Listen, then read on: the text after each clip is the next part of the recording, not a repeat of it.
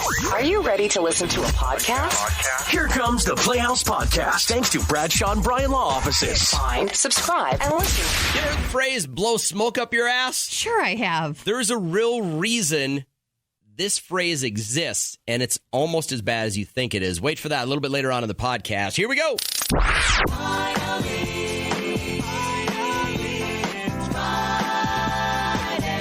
One of our favorite things to do on Friday is to pull out these tarot cards that we bought at a rummage sale for $0.25 a long time ago. And Jenna, you would expect something you find at a rummage sale 5 years ago for $0.25 that would be an amazing find and always predict things correctly, correct? Of course. Yeah, I don't know how you can't put your faith in something like this. What are you up to this morning? Not much, just having some coffee. All right, I appreciate you spending a little time with us. So here's what's going to happen is Kat's already shuffled up. We knew off the air that you had said you're a Virgo. So first we're going to introduce you to today's horoscope, and then we're going to find out what the tarot cards said for you. And again, you should fully drop any plans or anything you had ready to go in your life and only concentrate on the things we're about to tell you because they are guaranteed to come true. What I say goes. Here we go. This is your daily horoscope, Jenna, as a Virgo. Inspiration comes easily this morning. Use that energy as motivation to bring more creativity and fun to your day. Take a moment for some spiritual practice this evening. Expand the mind and your ability to make some magic tonight. Ooh, big plans? Yeah. I don't have any. You do now. That's what I thought. Your card that popped out while you were on hold, the Queen of Cups. What's uh-oh mean? Stands for intoxication, emotions, and introspection. So, intoxication. You know what this drunk? Jenna, you know what this is all leading to? You having a drunken night at home and then making some magic. It does say leave the qualities of others behind and get a little tipsy. Oh, look at you. That's what I thought. It says you often neglect your household responsibilities. Is that true? I mean, sometimes. Don't we all? Don't we all? Now, Jenna, if the plan has all of a sudden turned to you just offering yourself some alone time tonight with some booze, what do you turn to? I mean, what's your drink of choice? Oh, gosh. I usually go for those Arnold Palmer. Okay. So Arnie Palmer you alert, and Arnie two Palmer Arnie alert. Palmers and just some time alone. That's what I thought. Why don't you swing by my house? I'll give you my wine hat that I have. You could put 2 bottles, one on each side, and the straw goes right to your mouth. So classy. All right. Well, have a fun night. Sounds like Jenna, it's gonna be good. enjoy. Thank you. Put it on your OnlyFans. Have a great morning. There's Crystal over here. Hi, Crystal. How are you today? I'm good. Good. Do you expect something so sexy to come out of your reading? I don't know, maybe. I'm sure hoping so. All right. so. We know that Crystal's a Gemini. Gemini, that is, you're going to feel motivated to get organized while cutting out all the unnecessary today. Use this energy to move through Friday. Empower with purpose. You're going to close out some of those projects as the weekend rolls in. Sweetness is going to find you this afternoon, bringing you some cozy vibes. What a great way to end the evening. That'll be nice. That's what I thought. Okay, you ready for your card? I don't know if you're ready for your card. This is a weird Friday. Yeah, I am. Your card was the death card. Oh, my God. But they get nervous when they get the death card. Don't be, because this could be like the death of something and a fresh start to a new beginning. So like an unavoidable ending, a loss, an unnecessary change. Are there changes that you feel like you have to make in life to make yourself a little bit happier? Yeah. Like what? I don't know. I got 5 kids, so I'm always busy. So cut out some stress, I guess, would be nice. We talked about the snail girl era this week. Maybe you can snail girl it up, cut out all of your responsibilities and just watch TV. That's what I thought. Yeah, that'd be nice. Okay. I'd like that. Good. Wouldn't we all? Well, have a good day, Crystal. Yeah, have a great morning. Thanks for being part of our show. Cool. Hey, we got time for one more reading. Hi, Lenora. How are you? Lenora, Yes, how old are you? Oh, my God. 7. 7. She Do heard. I know you, Lenora? No. Oh, okay. She doesn't. You don't think Your Kat, last name doesn't start with an I? you don't think sometimes Kat peeks in your windows at night? Nope. All right. Well, maybe I don't know you. Maybe there's another one out there. All right. You're a Scorpio. So your horoscope today says show some love to your community mid-afternoon, granting you permission to get a bit socialize. And then luck is going to be on your side when it comes to important conversations, when it comes to the matters of the heart. Do you have a boyfriend? No. Okay, No. good. Stay away from them as long as you can. What's the best thing in a 7-year-old's life right now, Lenora? My sister, my dad, and Yeah. That's what I thought you were going to say. Yeah. Yeah, that's same when I was 7. Exactly the same thing. Morning, guys. It's an FML Friday up in the KCLD Playhouse. I'm JJ Katz here as well. Now, I feel like I've had a pretty decent week. Looking forward to next week as well. But some people have decided that, well, this wasn't exactly the week they were hoping for, and they'd like to share their misery with us. If you want to share, remember, we will never, ever put names on an FML Friday, but you want to get us started, Katz? Yes, today my 3 idiot nephews dug up a vintage bomb while digging a hole to China. I told them not to touch it. I was going to call the police. As I did so, they took it to a pawn shop to sell as an antique. The pawn shop called the cops on them. The cops are now on to me as they're crying, saying it was all my idea to sell it. FML. Those are monsters. Today, I decided to be friendly and say hi to this weird kid at school who was sitting all by himself eating lunch. After I said hello, he stared at me intently and said, I don't have many friends, mainly because I've eaten most of them. FML. That is creative, just to keep them away. Today, I was pulled over by a cop. He told me one of my lights was busted, and I couldn't help but point out that one of his was out, too. He said, thanks, I'll get that fixed right away. Then he gave me a ticket. FML. Keep your mouth shut. Today, my 76-year-old mother-in-law stayed the night at our house. I bumped into her on the way to the bathroom during the night. She discovered that I sleep naked. Sadly, I found out that she does, too. FML. Yowza. That's like your life. You did that with your with my father-in-law, yeah. Oh, hey, Terry. All right. Today, I came home from work to find my son and his friends attempting to find out how many of them could fit into one pair of my pants. So far, 5. Oh, my God. FML. I hope they're like 6-year-olds. Finally, today, in the bathroom at work, I heard 2 coworkers enter and begin a very private discussion. Not wanting to embarrass either of them, I figured I'd sit quietly until they left. Big mistake. They talked for an hour and a half. My legs fell asleep. Oh, my God. FML. Again, I thought we had a pretty decent week. How about you? Something you want to share on an FML Friday? You can always text us at 251-1047. We promise we'll keep it anonymous. I get it. You're super excited about the new clothing store in town. Maybe that clothing store is right next to my gym. Who cares? And maybe you want to go there with the anticipation of amazing deals. I haven't been in there. It could be the greatest clothing store in the history of the world. This does not excuse you from being a responsible driver. The last 3 weeks of going to the gym, now that this, it's Ross, right? Dress for Less? Yes. Has been open.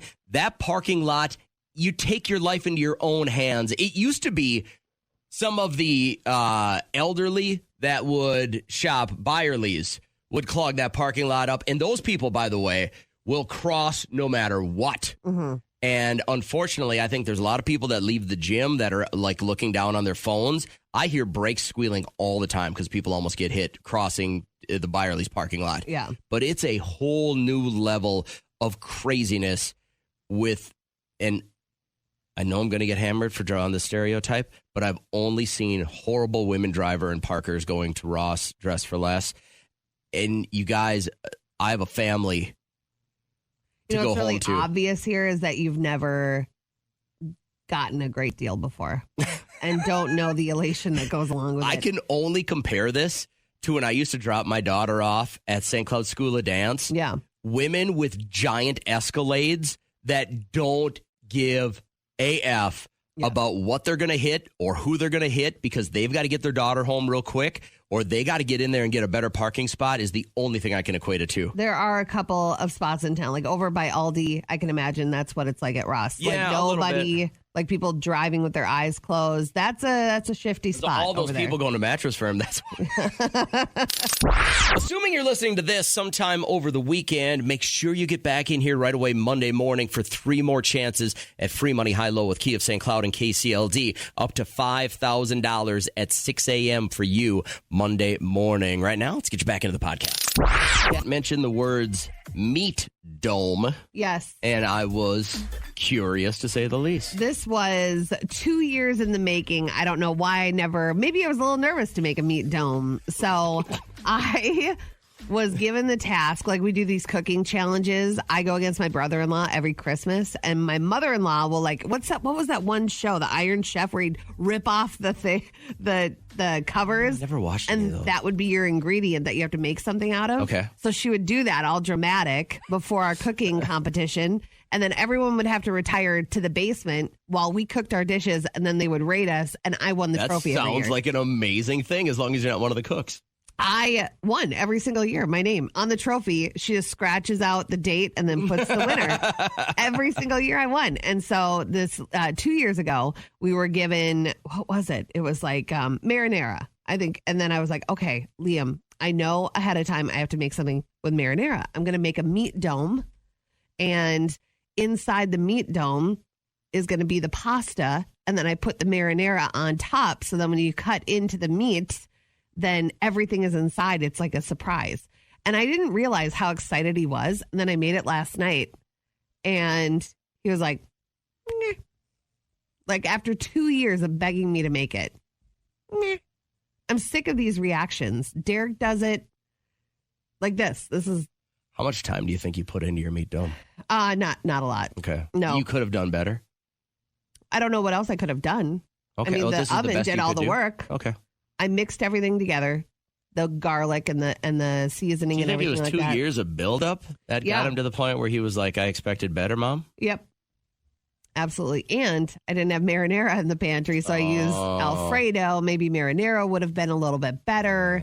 But I'm just so sick of that response to my food. I need to make more money so I can just order out. Anybody else having this situation go on where your kids just don't appreciate what you make them? Yeah. Because cattle complain about it every day. I made this. Liam goes, took one bite. Yeah, it's like I don't know when they got so comfortable with giving that reaction to the food that I make. I'm like, I put in effort to make these meat domes, and sorry, it wasn't all that you made it out to be in your head. That's This not my happens problem. with my 16-year-old at every meal. Trisha will go, hey, well, I made pork chops on the Yeah. grill. They're delicious. Look at how thick and juicy these are. He'll go, no thanks. Yeah, Just, all of a Hot Pocket. but It's like you're rude. Yeah, but I just, the way I grew up was, this is what our dinner is. I know. If you don't want this, then this is you're choosing to either eat this. I never had the option of going into the pantry and getting something myself. Yeah. That wasn't a parenting option for us. It was, here's the food. If you don't want this food, Yep. off you go. Tell me about the kiddos and your cooking. Well, they're grown now, but when they were Okay. little, I had a couple of foster kids, and they're my sister-in-law's kids. So I had them in my foster care, and they used to always tell the doctor when I took them to the doctor for their checkups that I don't feed them what they want to be fed. Oh, and they tried to make you look bad. Yeah, so the doctor says, well, what would you like your auntie to make for you? And they made the bad mistake to say peanut butter and jelly sandwiches. So that's it.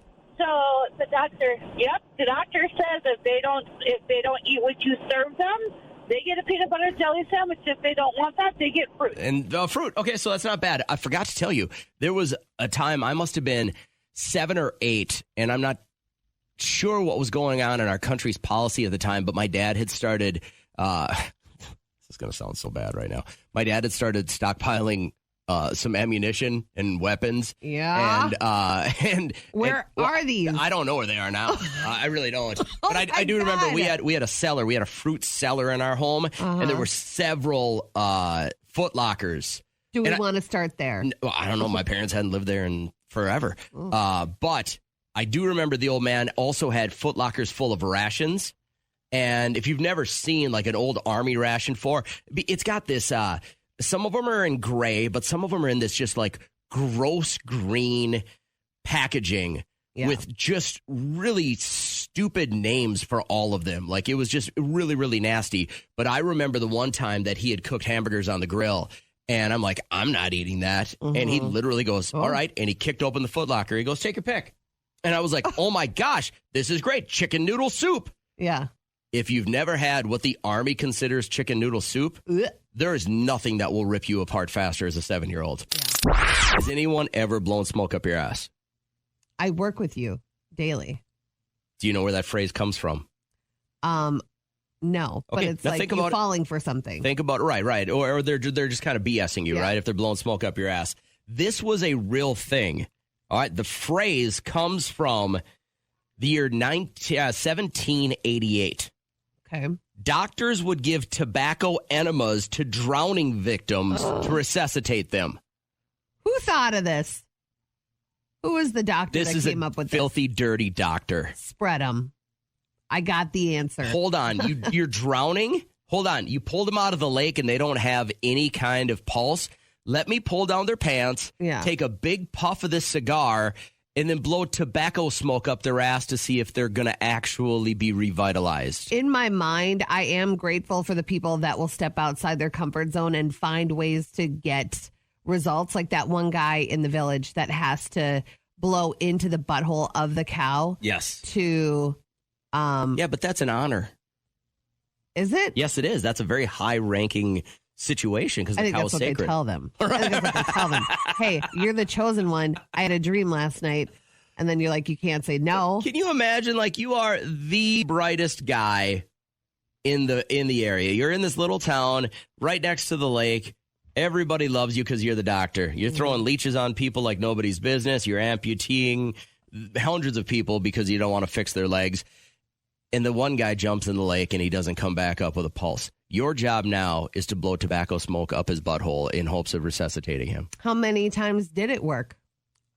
That'd be a great question. Yeah. Because it had to have worked at least once if they kept doing it, right? That's what I'm saying. If it just worked once, then back to the drawing board. But I feel like it maybe has worked multiple times. But there's a reason why they don't do it anymore. There's got to be.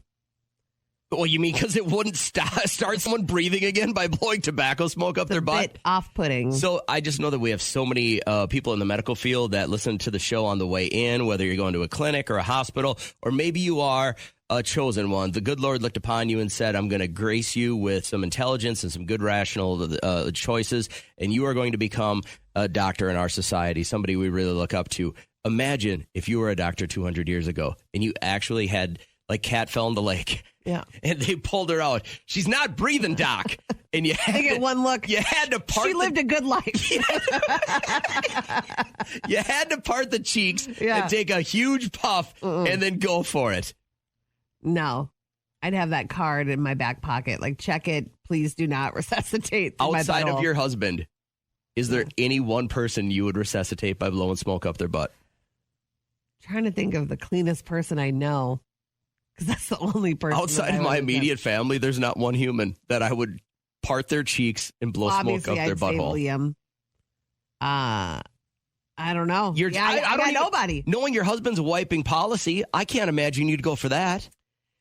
So he's a very clean person until those situations arise. How do you know? And then in your mind, you're like, he's dirty down there all the time, but he's not. It's a very big gamble, though. The times that he is, that'll kill you. That's true. Now you got two dead. No. It's the tough one on a Friday, guys. The KCLD Playhouse is powered up by Bradshaw and Bryan Law Offices, seeking justice for you sure could never do it to a stranger, right? I wouldn't want to do it to a stranger. Just in it's the 1700s, nobody has real good cleanly policies anymore. You know what I mean? They're like probably bathing once a week at that point. Yeah. A lot of thought going into wiping with leaves. Yeah. Oh, probably the butt cheeks are stuck together. Alrighty. You got some crusties in there. You got to get your face in there, and you got to get a tight seal. The Playhouse Podcast is made possible thanks to Bradshaw and Bryan Law Offices. Catch the live show weekdays from 5:30 to 9 on 104.7 KCLD. Now, share this with a friend.